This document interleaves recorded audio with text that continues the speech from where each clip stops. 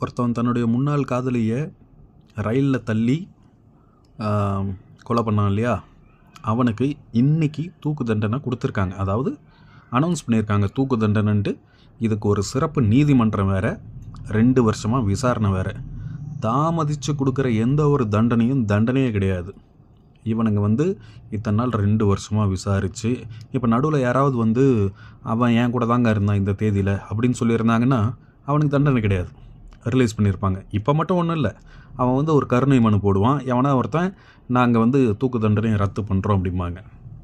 இது ஒன்றும் பெரிய விஷயம் இல்லை இங்கே இந்த இதில். இது கம்பேரிட்டிவ்லி இது ஒரு சின்ன குற்றம் தான். எதை கம்பேரிட்டிவ்னா, குழந்தைகளை பாலியல் வன்புணர்வு பண்ணி கொலை பண்ணவங்களுக்கு கம்பேரிட்டிவாக பார்த்தா இது ஒன்றும் அவனுக்கு ஏன் இன்னும் தண்டனை கொடுக்க மாட்டீங்க? ஃபோக்ஸோ 4 வருஷத்தில் வெளில வரான்.